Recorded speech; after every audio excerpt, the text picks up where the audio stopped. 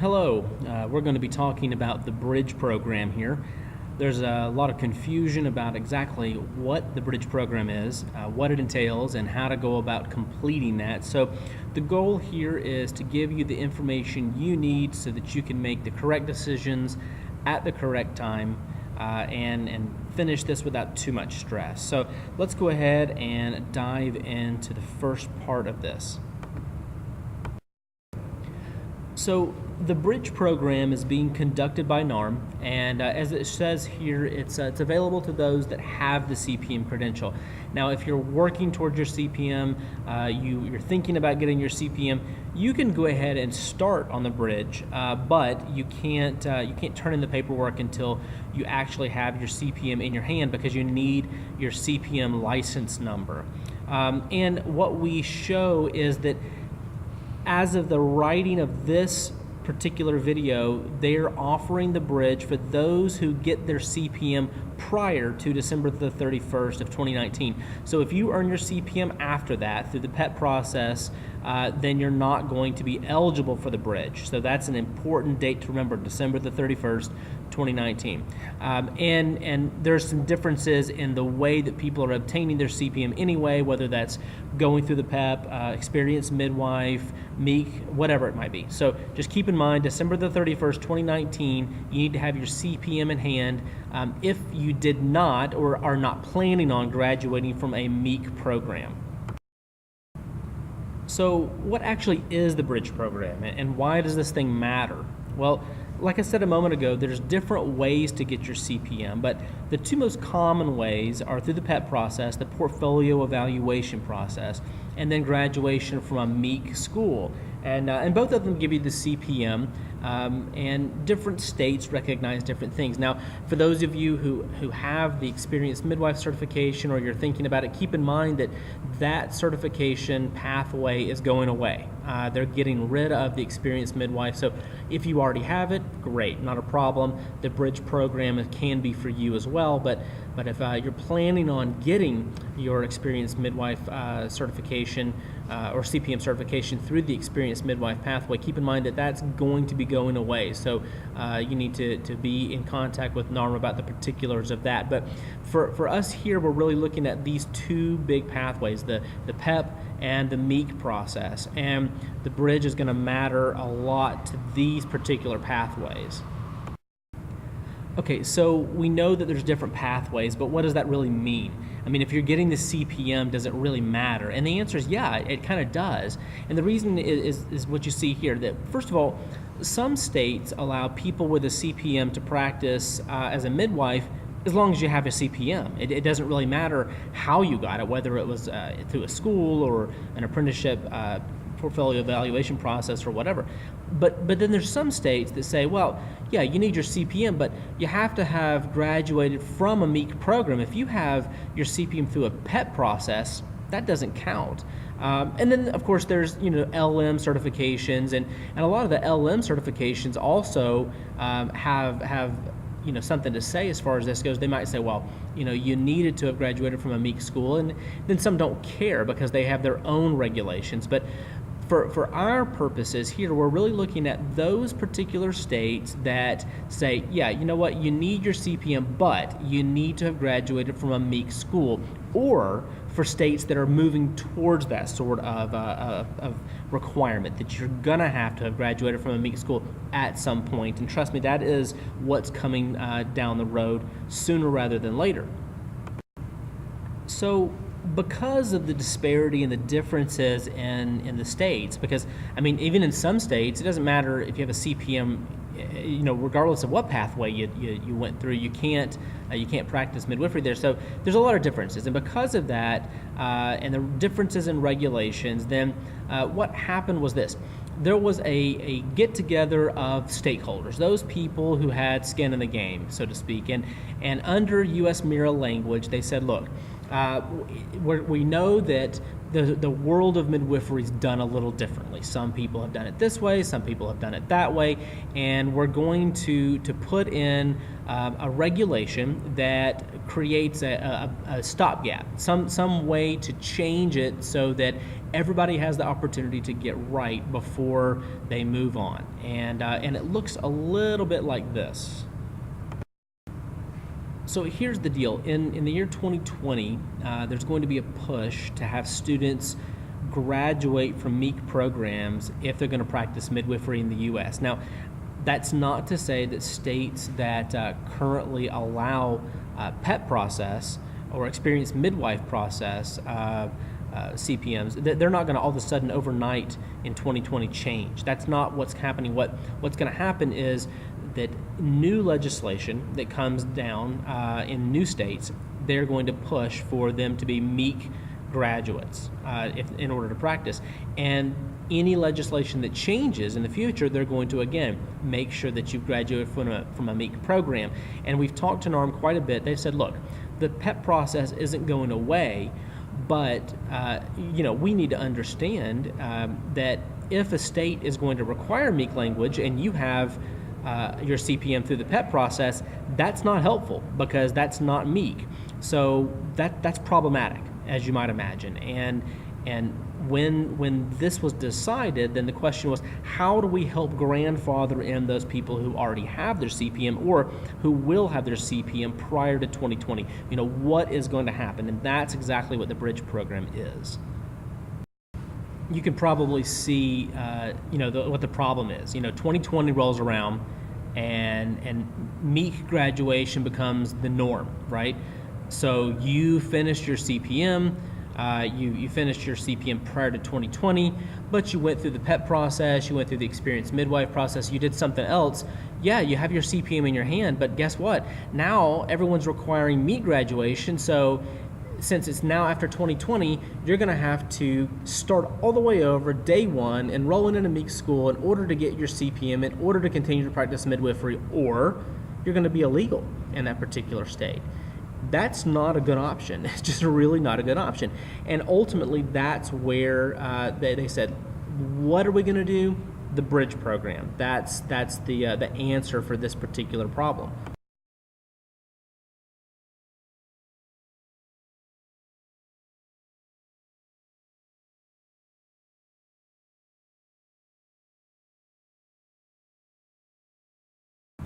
So we discussed this U.S. MIRA language, and that those stakeholders were a part of, and that agreement said, okay, what we're going to do is this: those who had gone through the PEP process or whatever else outside of MEEC, we're going to say you will be grandfathered in, meaning we will allow you to be considered as if you had graduated from a MEEC school, insofar as the state requirements are in these new languages that are being developed within the legislature. We're going to be considering you as if you were a MEEC graduate if you do the following thing. One, you take a bunch of extra classes, and two, you fulfill these extra requirements. And when you put that together, these different requirements, these different courses, all this CEU stuff, then you turn it in, you get it approved, and it's going to be considered a Bridge Certificate. That's really what the Bridge program is earning your Bridge Certificate. As you can see, this is a lot better than starting over day one enrolling at a MEEC school. I mean, if you want to do that, go ahead. But that's this is another option for those individuals that don't necessarily want to do that, and for those who especially did go through the PEP process, it's a big deal. So that's ultimately what we're talking about in the rest of this video, is how to go about doing that particular Bridge program to earn your Bridge Certificate and get it all done in the right time frame. Now, here's the key point. The Bridge program is going to be available until January the 1st, 2020. So that means the last day of 2019, the opportunity for you to earn that ends. You have to have applied for the Bridge Certificate by that date, or else you put yourself in jeopardy that you won't be able to work in some states, potentially, and you have to start over from the beginning. Now, there is a little bit of a caveat there we'll get to in a second, but for right now, January the 1st, 2020, or if you want to look at it as December the 31st, 2019, that's our big date. So when we talk about that, we've got to end up having that done by that particular time period. Again, we'll go over specifics that it's a little bit different than that, but just for now, for all intents and purposes, we're gonna just have that date saved, okay? Now, if you went to a MEEC school or you're not interested in fulfilling the bridge requirements, doesn't matter to you, carry on. But you can see why this particular date is a big deal for those who do have the PEP or those who are in those particular states. So you're a procrastinator. You've earned your CPM, you did the PEP process or whatnot, something other than MEEC. You did it before the 2020 deadline, but you missed that deadline for turning your application in for the bridge program. Are you out of luck? No. According to NARM, this isn't a problem because they're going to offer the bridge program past 2020, but only for those people that earned their CPM prior to 2020. You see what I'm saying? So if you finish your CPM after 2020, then you are not eligible for the bridge program. But if you finished your CPM prior to 2020, but you missed the deadline for application of the bridge, that's okay. Again, that could change, but we're talking about currently that is what NARM is telling us. Keep in mind that things change, right? I mean, as it stands right now, that's the plan. Will they change it next month, next year? Who knows? Things happen, right? So it might be available to you after 2020 if you have finished your CPM prior to that, but it's best to go ahead and not worry about it by finishing your bridge prior to 2020. So that's what we're going to focus on at this point. The other thing to keep in mind is that there's some ambiguous language when they say you must complete the PEP process. I mean, we don't necessarily know exactly what that means. Like in 2017, the PEP process is quite different than it was in 2012. Things change. For instance, now there's 4 phases, whereas there used to be only 3 phases. I mean, it's entirely possible you could finish 3 of your 4 phases, take the NARM exam, pass it, but you don't finish phase 4 by that December the 31st, 2019 deadline. Do you qualify for bridge? Is that finishing the PEP process? Well, that's, again, ambiguous. I mean, and what if they change the PEP requirements before you finished it? Oftentimes they update things. What happens? Do you qualify for the bridge if you did the old process in time? What if you submitted it, but it didn't get processed in time? Is it the stamp date? So we really want to, make sure that we're finishing the bridge by that deadline so that none of these become a problem for you at any point. Great. You've decided to go ahead, you're going to work towards the bridge and get it done in time. Wonderful. So how do you start? When can you start? What's the process? Let's start at the start. You might ask, when can I actually start this bridge program? I mean, if there's a lot to it, do I have to wait? When can I get started on this? Well, you can start whenever you want. You don't even have to have your CPM in your hand, but you can't, 1, turn it in until you have that, and 2, all courses you're going to utilize for the bridge program have to be taken within 5 years of submission. So if you took something 6 years ago or longer, it doesn't count. So make sure you keep that in mind based on how long it's taking you to finish the PEP process and how long it's going to take you to finish the bridge. The follow-up question I often get is, are you saying I can go ahead and work on the bridge even though I'm still an apprentice? Yeah, absolutely. Just remember that you've got to do everything within the 5 years, and you can't submit the bridge until you've already got your CPM because you've got to put your CPM number on there. So yeah, feel free, go ahead and start on it, and it's really not a bad idea to go ahead and get some of that put away as well. Another question we often get is, does the bridge certificate expire? Do you have to renew it? Is there anything like that? And no, we've talked to NARM several times, and at least now, which it's September 2017, they have no plans to update it, to have it renewed, have it expire, anything like that. So it's a one-time deal. You get it, and then you have it. It doesn't really go away. This leads to the question of cost. Yeah, of course there's a cost to the bridge certificate. There's a cost to all good things, right? And the bridge application itself is $200. There could be additional courses that require some sort of a fee. Some of them are free, it kind of just depends. But the $200 is the same for everybody. So you submit the application, you submit $200. But keep in mind that, yeah, some of the courses themselves cost, but that's outside of the bridge certificate cost in and of itself. That's a lot of the major questions, and with that out of the way, I'm sure you want to know how you actually begin this and do this bridge certificate. So let's go over each one of these steps.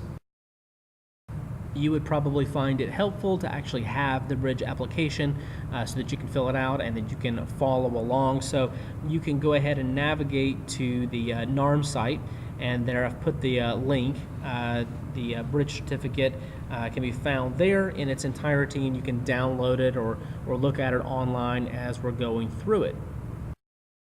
Great, so you've got the application open, and when you look at it, you're going to see that there's several different sections. And the first one we're going to look at is the personal information portion of the application. And if you look at it, that's actually page 3 of the application itself, because there's some other paperwork attached to it. So this is page 3 of the application we're looking at. Now, as we look at this page, you're going to notice a few things, and I want to go ahead and point out the first is that it's asking for your CPM number. And as we said, you have to be done with your CPM before you submit it, because that's what goes in that blank. So again, that's just a little reminder for you. The second thing I want to point out is that if you're going to use a credit card to pay this $200 fee, you're going to pay extra in fees. That's just the way it is with so many businesses this day, so keep that in mind. And you can pay by check, but not personal checks. It has to be a certified check, like from a bank. Or you can use a money order if you want to do that, and oftentimes money orders are easier to find and they're cheaper than a certified bank check. The third thing here is that you're going to have to turn in a copy of every course CEU that you list on the application. If you don't do that, they're not going to grant you the bridge certificate. So make sure that you submit those, and therefore you need to keep a copy of all the courses and CEUs that you do. If you take a course and they give you a paper that has your CEU listed on it, don't lose that. That's gold, and you're going to desperately need to have that to make a copy and hold a copy and then submit the other copy with your application. So hold on to copies. Looking through the rest of it, you can see it's pretty much straightforward. So let's go ahead and jump into the specifics of the courses that you're going to need. There are 3 main categories to the bridge certificate, and the first and second categories are required. That's in bold there. The third category, as you'll see, is not required. Again, it's in bold. You can use the third category, but it's not necessary. The first 2 are required. When this whole application is done, you're going to have recorded a minimum of 50 hours.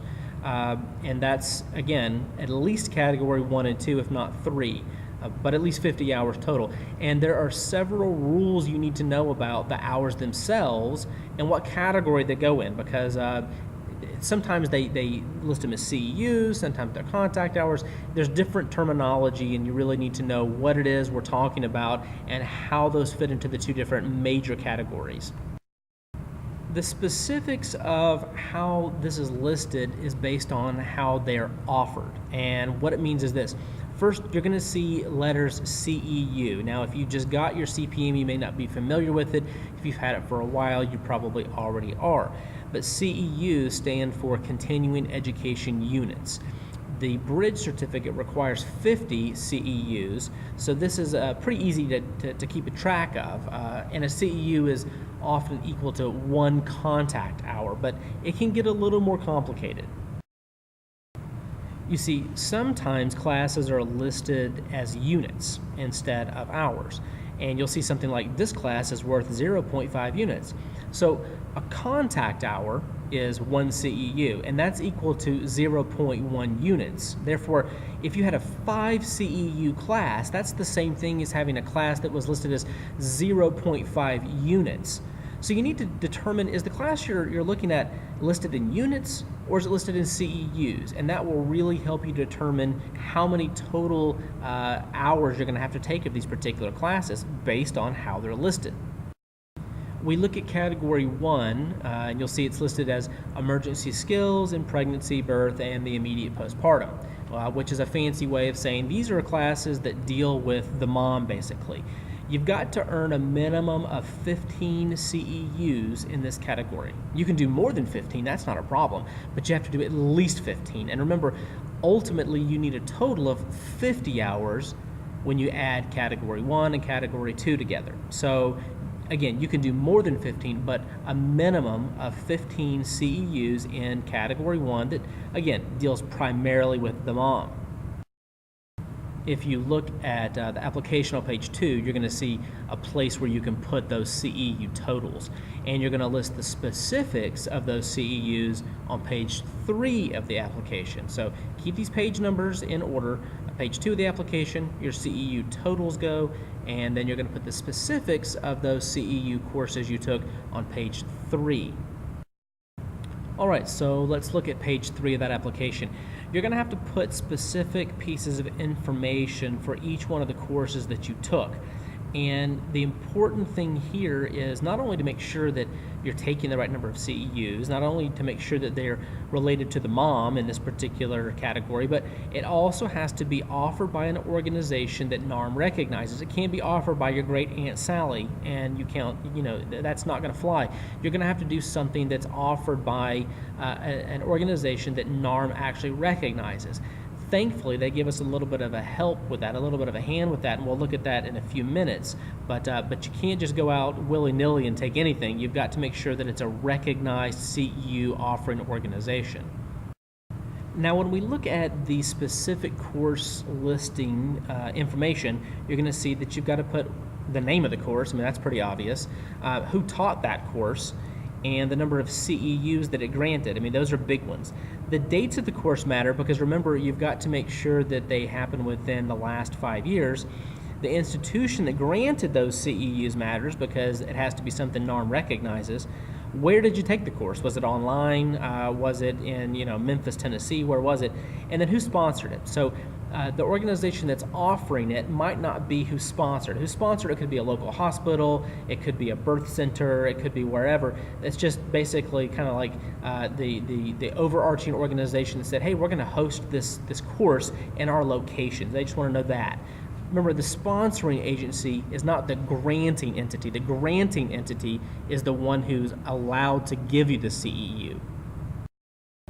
It is entirely possible that you're going to use more than one page for Category 1, and the same thing for Category 2. That's not a problem. Oftentimes, if you have courses you take and they're worth, 1 or 2 CEUs, well, it's going to take quite a few courses to end up getting 15 or more, and that's not an issue. So what you need to do is just make an extra copy of that category page, and then continue it on as if it was just a second page of Category 1 or a third page of Category 1.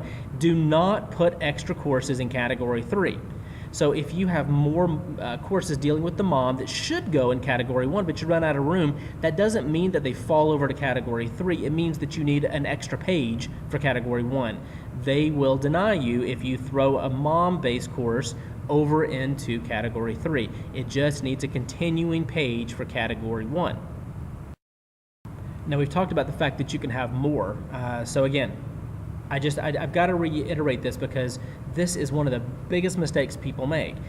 If you have 20 hours in Category 1, for example, you don't list 15 of them in Category 1 because you say, oh, well, it needs 15 hours, and then put the other 5 in Category 3. That's not what you do.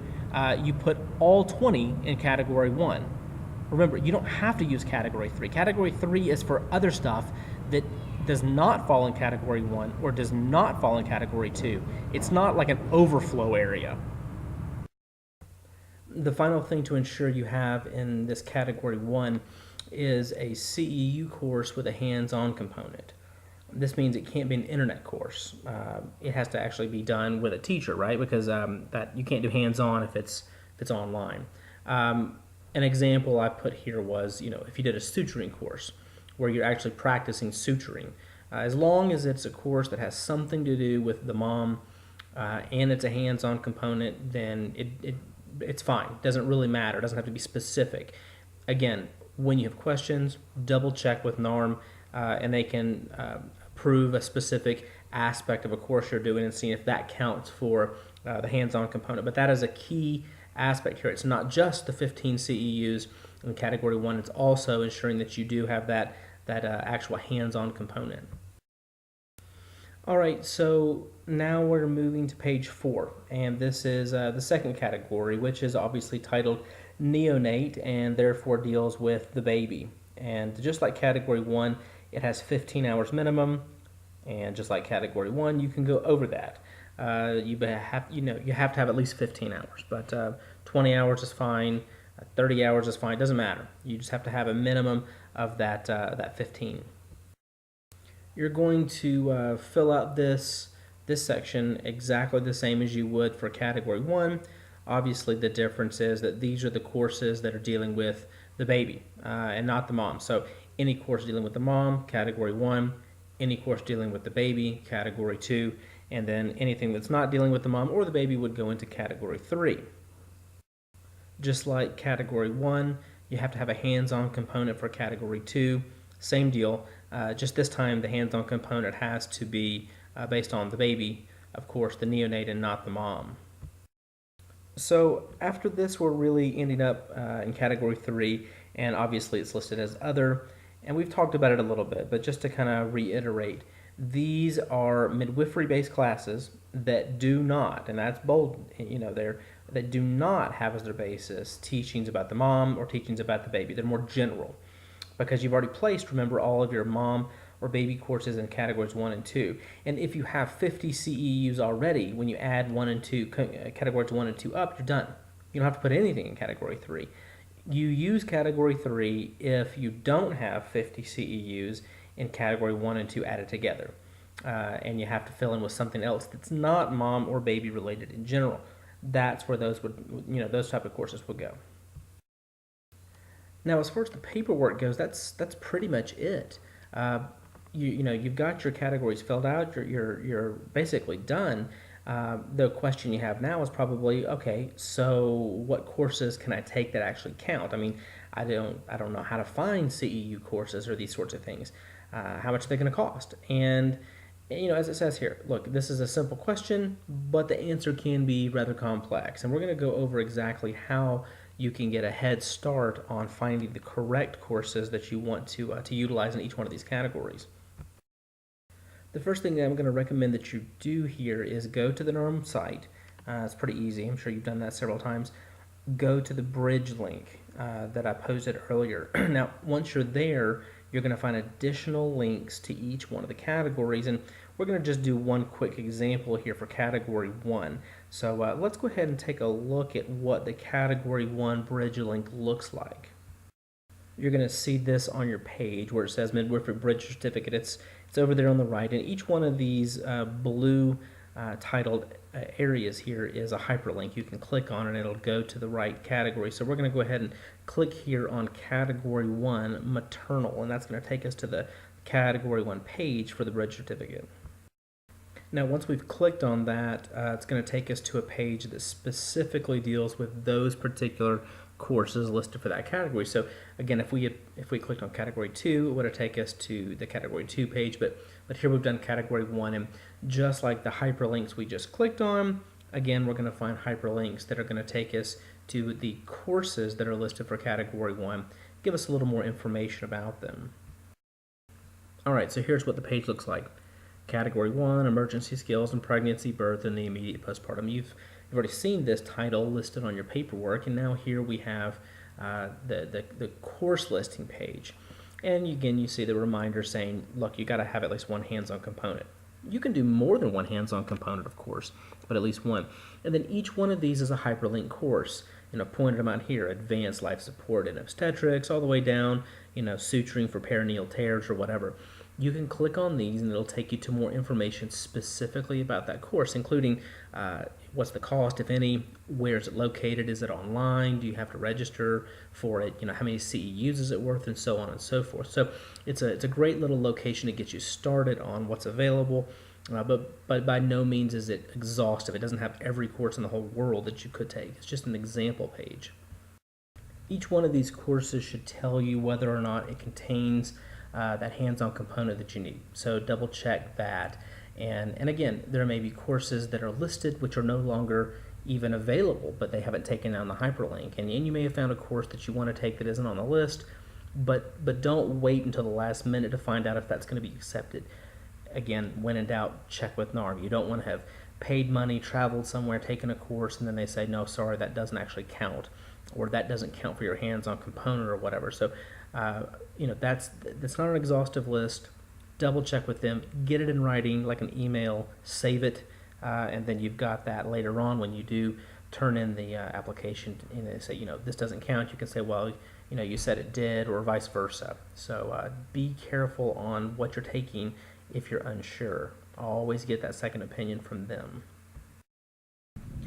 What you want to do is continue this same process for all the categories, 1, 2, and 3. But, and I've said it a million times already, but I just want to continue to stress that if you want to have a question on whether something's going to count, please ask NARM beforehand. It's going to save you time, effort, and even money when you find out that something does or does not count that you thought did or that you thought didn't. So please ask when in doubt. Don't go on your own good ideas or instincts.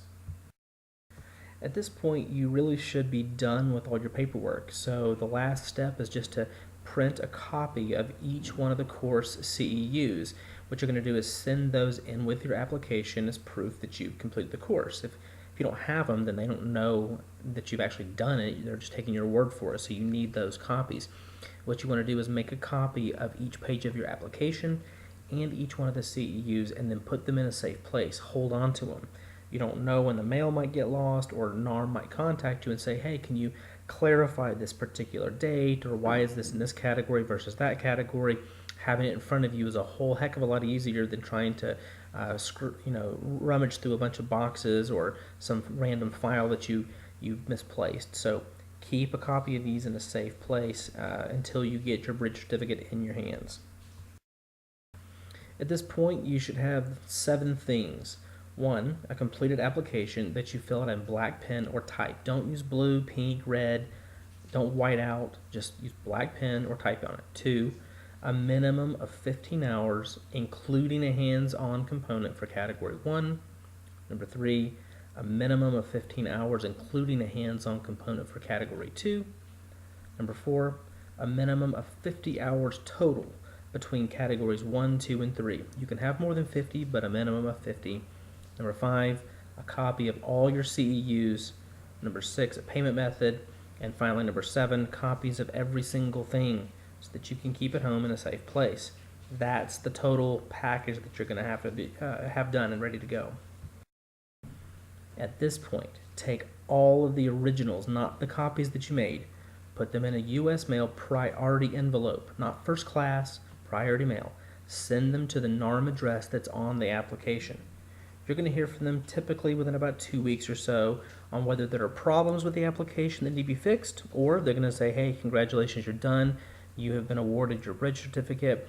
And if they accept it, they're going to send it to you within 2 to 3 additional weeks. If there's problems, you're going to have, again, 2 or 3 weeks to fix those problems before they issue the certificate. If you fail to fix it in 2 or 3 weeks, you've got to start the process over again with a new application. That's time consuming, and it's another $200. Don't make that mistake. If you have just done every single thing that we've talked about, then congratulations. You just finished your bridge certificate ahead of time, on schedule, no stress, it's all done. If you have any questions, again, contact NARM, rewatch this video, and you can post in the comments if you have anything additional, and I'll see if I can answer them for you. But it's pretty straightforward, and we wish you luck and good studying.